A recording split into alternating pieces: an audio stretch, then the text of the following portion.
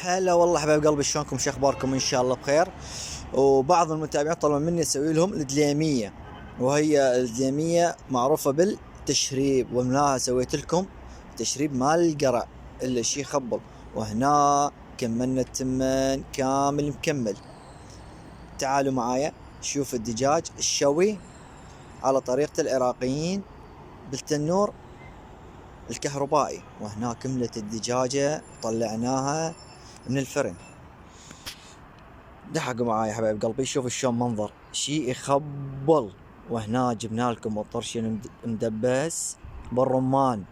بس المفاجأة شنو؟ هنا المفاجأة طلع خطية تشيز جامد من جوا، صاير ثلج.